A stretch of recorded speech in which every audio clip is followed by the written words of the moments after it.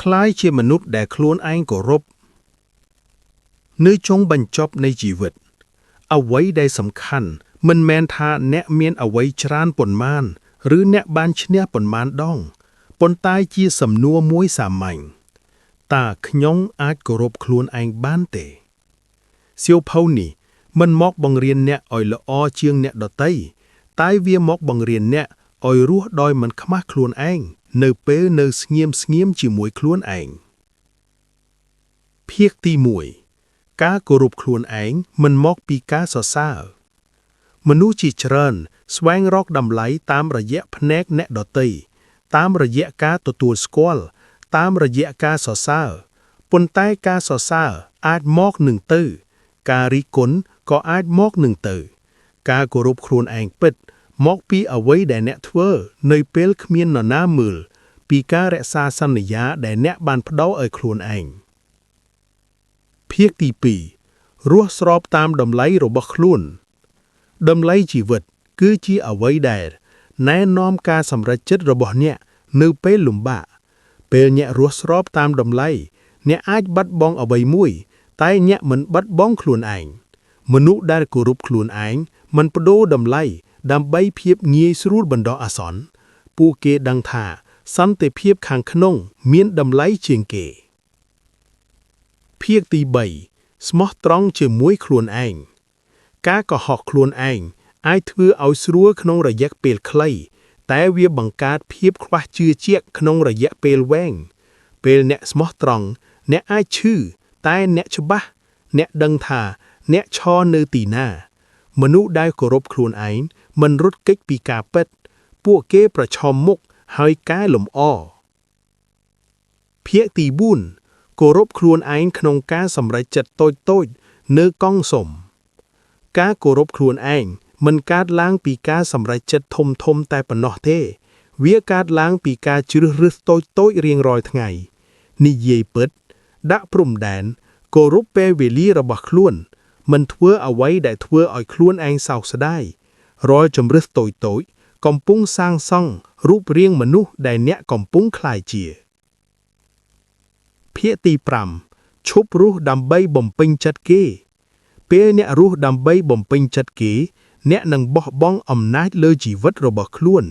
ការគោរពខ្លួនឯងតម្រូវឲ្យអ្នកហ៊ាននិយាយថាអត់ហ៊ានបាត់បង់ការពេញចិត្តខ្លះដើម្បីរក្សាភាពស្មោះត្រង់មិនមែនគ្រប់គ្នានឹងយល់អ្នកទេហើយវាមិនអីទេអ្នកមិនរស់ដើម្បីឲ្យគ្រប់គ្នាយល់ភាគទី6คล้ายជាមនុស្សដែលខ្លួនឯងគោរពគឺជាជោគជ័យពិតជោគជ័យពិតមិនមែនជាអ្វីដែលអ្នកបង្ហាញតែជាអ្វីដែលអ្នកដឹងអំពីខ្លួនឯងពេលអ្នកអាចនិយាយថា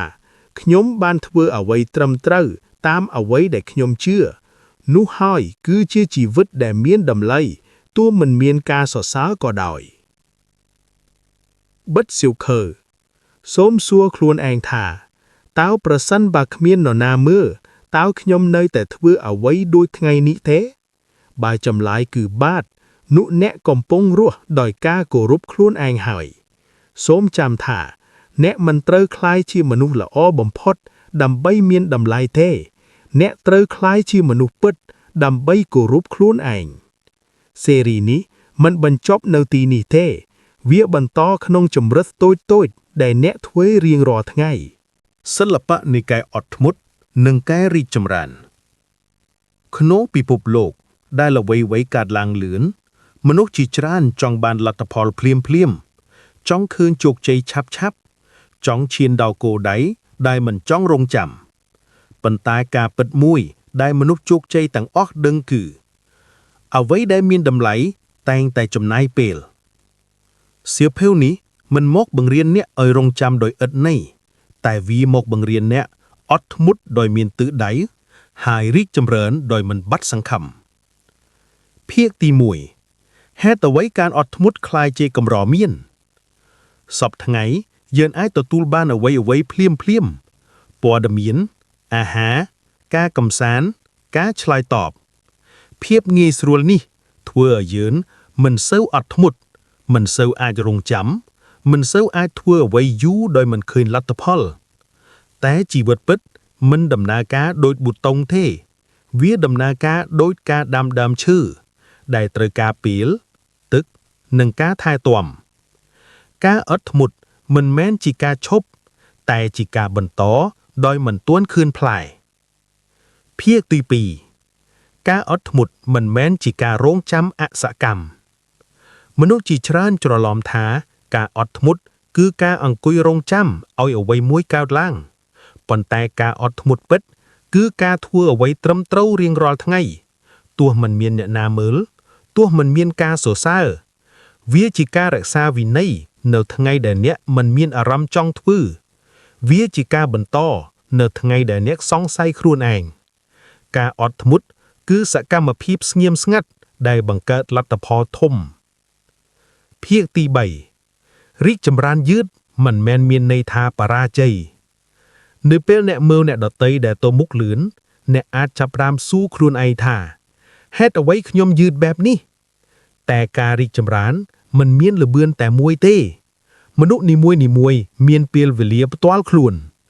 ការយឺតអាចមានន័យថាអ្នកកំពុងរៀនជ្រាវជ្រៅអ្នកកំពុងបង្កើតមូលដ្ឋានរឹងអ្នកកំពុងរីកចម្រើនដោយមិនបាក់មនុស្សជាច្រើនរីកលឿនតែធ្លាក់លឿនព្រោះពួកគេមិនអត់ធ្មត់ក្នុងដំណាក់កាលបង្កើតភាគទី4ការអត់ធ្មត់ក្នុងពេលលំបាកការអត់ធ្មត់ពិតមិនត្រូវបានសាកល្បងនៅថ្ងៃល្អៗទេវាត្រូវបានសាកល្បងនៅថ្ងៃដែលអ្វីមិនដូចចិត្តគ្មានអ្នកយល់លទ្ធផលមិនច្បាស់នៅថ្ងៃទាំងនោះការអត់ធ្មត់គឺការនិយាយទៅខ្លួនឯងថាខ្ញុំមិនឃើញផ្លូវទាំងអស់ទេតែខ្ញុំនឹងធ្វើជំហានបន្ទាប់ការអត់ធ្មត់មិនមែនជាការឈឺទេតែជាការអនុញ្ញាតឲ្យឈឺដោយមិនបោះបង់ភាគទី5បណ្ដុះសិល្បៈនៃការអត់ធ្មត់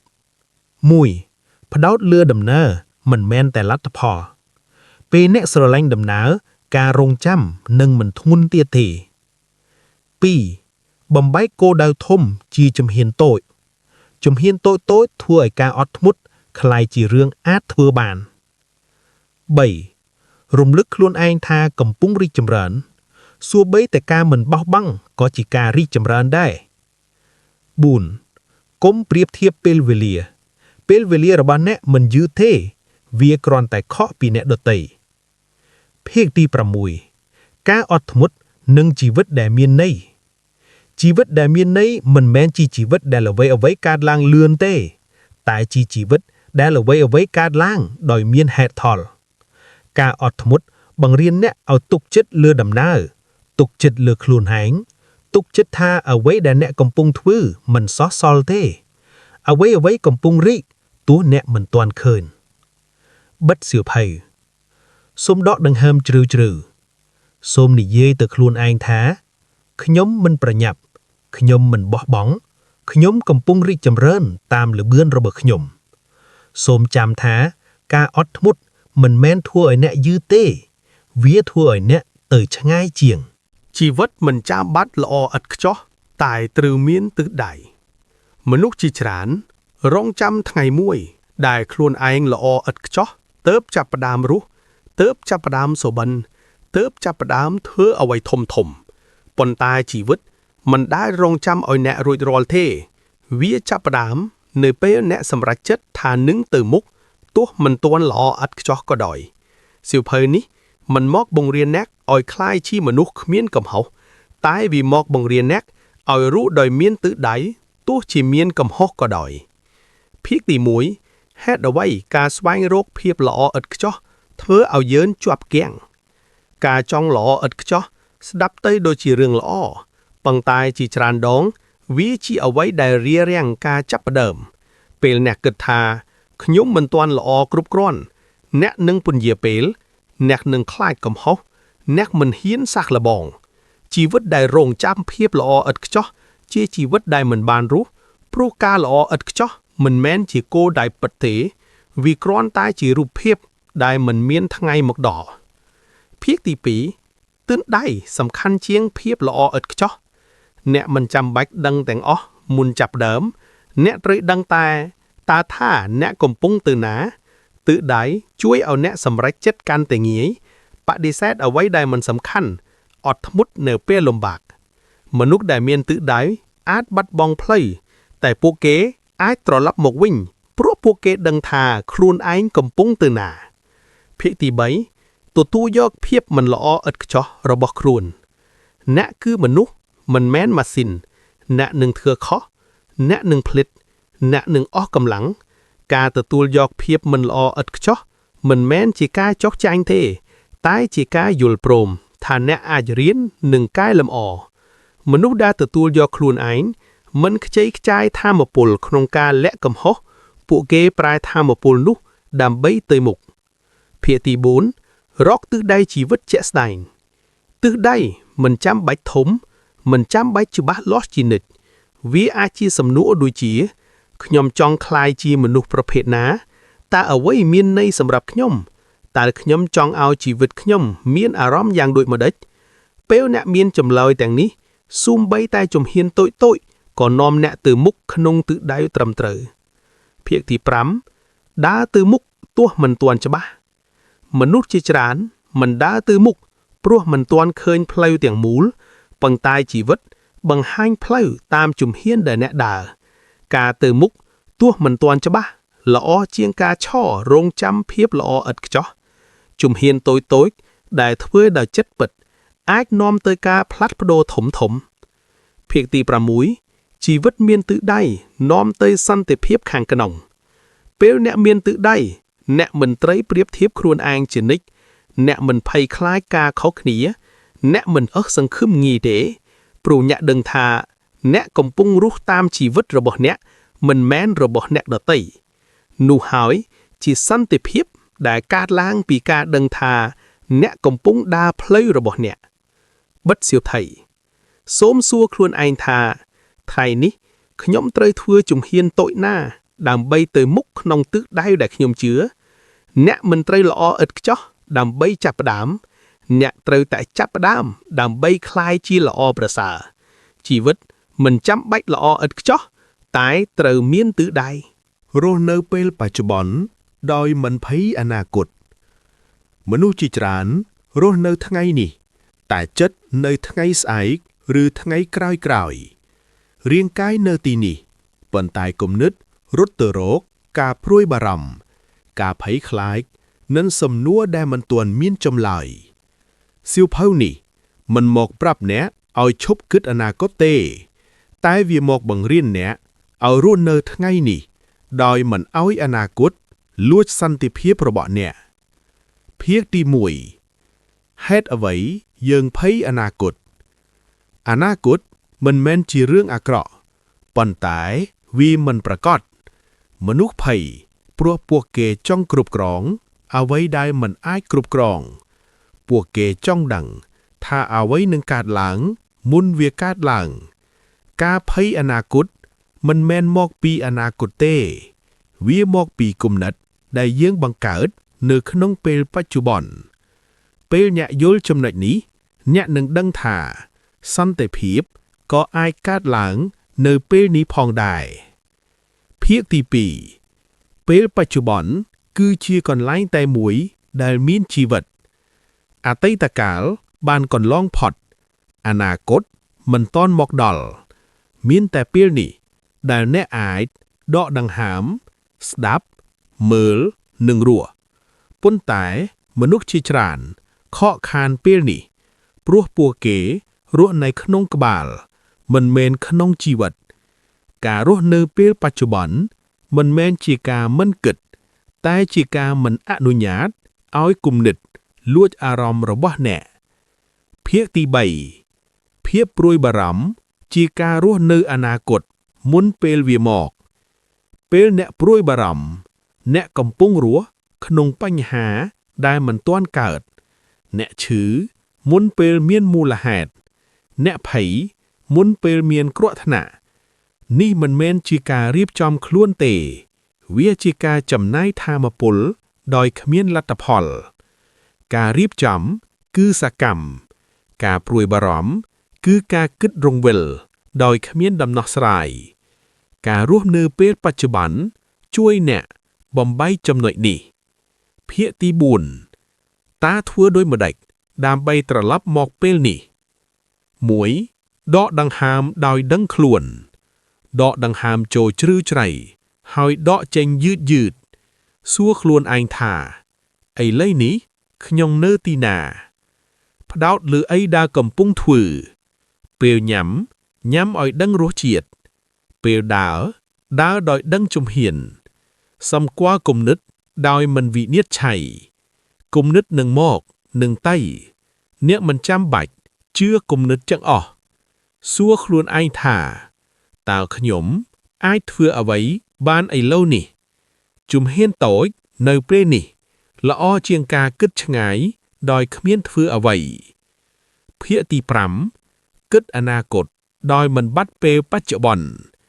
អ្នកអាចមានគម្រោងអ្នកអាចមានសុបិនប៉ុន្តែសូមគំរោះនៅទីនោះជានិច្ចគ្រោងទុកហើយត្រឡប់មកថ្ងៃនេះធ្វើអ្វីដែលអាចធ្វើបាននៅថ្ងៃនេះអនាគតត្រូវបានបង្កើតពីអ្វីដែលអ្នកធ្វើក្នុងពេលបច្ចុប្បន្នពេលអ្នកគោរពថ្ងៃនេះថ្ងៃស្អែកនឹងមានមូលដ្ឋានល្អភាគទី6សន្តិភាពមិនមកពីការដឹងអនាគតមនុស្សជាច្រើនគិតថាពេលដឹងអនាគតពួកគេនឹងស្ងប់ប៉ុន្តែការពិតគឺសន្តិភាពមកពីការទុកចិត្តថាខ្លួនឯងអាចដោះស្រាយអ្វីក៏ដោយពេលវាមកដល់ពេលអ្នករួមនៅពេលនេះដោយចិត្តពេញលេញអ្នកកំពុងបង្កើតកម្លាំងខាងក្នុងសម្រាប់ថ្ងៃស្អែកបិទសៀវភៅសូមដកដង្ហើមម្ដងទៀតសូមនិយាយទៅខ្លួនឯងថាឥឡូវនេះខ្ញុំមានសុវត្ថិភាពឥឡូវនេះខ្ញុំអាចដកដង្ហើមឥឡូវនេះខ្ញុំកំពុងរស់អនាគតនឹងមកមិនថាអ្នកភ័យឬអត់ប៉ុន្តែជីវិតកំពុងកើតឡើងនៅពេលនេះសូមរស់នៅពេលបច្ចុប្បន្នដោយមិនឲ្យអនាគតលួចថ្ងៃនេះពីអ្នកចេះបោះបង់អ្វីដែលមិនអាចគ្រប់គ្រងមនុស្សជាច្រើនអស់កម្លាំងមិនមែនព្រោះធ្វើច្រើនទេប៉ុន្តែព្រោះព្យាយាមគ្រប់គ្រងអ្វីៗដែលមិនអាចគ្រប់គ្រងបានយើងចង់ឲ្យគេយល់ចង់ឲ្យគេស្រឡាញ់ចង់ឲ្យអ្វីៗដំណើរការតាមចិត្តស៊ីផៅនេះមិនមកបង្រៀនអ្នកឲ្យមិនខ្វល់អ្វីទាំងអស់តែវាមកបង្រៀនអ្នកឲ្យខ្វល់ត្រឹមត្រូវហើយបោះបង់អ្វីដែលមិនស្ថិតក្នុងដៃអ្នកភាគទី1ភាពតានតឹងកើតពីការចង់គ្រប់គ្រងពេលអ្នកព្យាយាមគ្រប់គ្រងគំនិតអ្នកដទៃអារម្មណ៍អ្នកដទៃលទ្ធផលគ្រប់យ៉ាងអ្នកនឹងជួបការខកចិត្តការខឹងការអស់សង្ឃឹមមិនមែនព្រោះអ្នកខ្សោយទេតែព្រោះអ្នកកំពុងទាមទារអ្វីដែលមិនអាចធានាការគ្រប់គ្រងពិតមិនមែនគ្រប់គ្រងពិភពលោកតែគ្រប់គ្រងការឆ្លើយតបរបស់ខ្លួនឯងភាគទី2បែងចែកអ្វីដែលអាចគ្រប់គ្រងនិងមិនអាចគ្រប់គ្រងអ្វីដែលអ្នកអាចគ្រប់គ្រងការជ្រើសរើសរបស់អ្នកការប្រឹងប្រែងរបស់អ្នកអាកប្បកិរិយារបស់អ្នកវិធីដែលអ្នកឆ្លើយអ្វីដែលអ្នកមិនអាចគ្រប់គ្រងមតិអ្នកដទៃអារម្មណ៍អ្នកដទៃអតីតកាលព្រឹត្តិការណ៍មួយចំនួនពេលអ្នកច្បាស់ចំណុចនេះអ្នកនឹងឈប់ប្រយុទ្ធជាមួយជីវិតហើយចាប់ផ្ដើមរស់ជាមួយវាភាគទី3ការបោះបង់មិនមែនជាការបរាជ័យទេមនុស្សជាច្រើនភ័យការបោះបង់ព្រោះគិតថាវាជាការចាញ់តែការបោះបង់អ្វីដែលមិនអាចគ្រប់គ្រងគឺជាការឈ្នះលើភាពតានតឹងវាជាការជ្រើសរើសសុខភាពផ្លូវចិត្តជាជាងការរងទុក្ខមនុស្សខ្លាំងមិនមែនជាមនុស្សដែលកាន់អ្វីៗជាប់ទេតែជាមនុស្សដឹងថាពេលណាត្រូវដាក់ចុះភាគទី4បោះបង់ការរំពឹងដែលធ្វើឲ្យឈឺការរំពឹងអាចជំរុញអ្នកតែវាក៏អាចបំផ្លាញអ្នកពេលអ្នករំពឹងថាគេត្រូវតែយល់ត្រូវតែបដូរត្រូវតែធ្វើដូចអ្នកចង់អ្នកកំពុងផ្ទុកបន្ទុកធ្ងន់ដោយមិនដឹងខ្លួន ការបកបង់ការរំពឹងមិនមែនជាការមិនស្រឡាញ់ទេ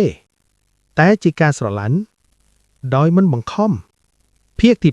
5អនុវត្តការបោះបង់ក្នុងជីវិតប្រចាំថ្ងៃ 1. សួរខ្លួនឯងថា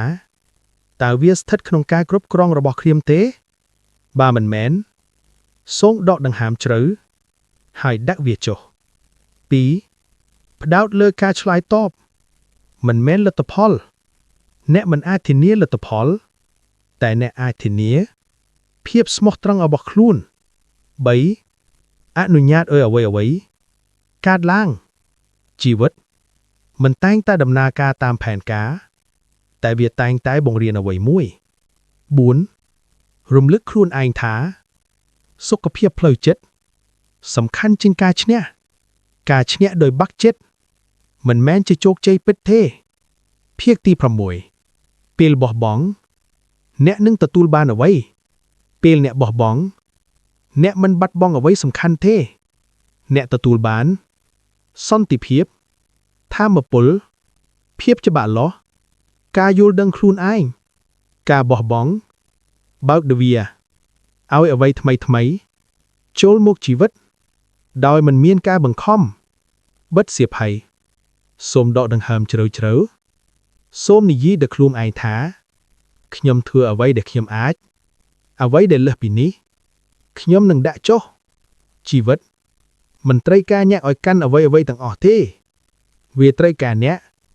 ឲ្យកាន់តែអ្វីដែលសំខាន់ពិតប្រាកដចេះបោះបង់គឺជាសិល្បៈនៃការរស់ដោយសុខ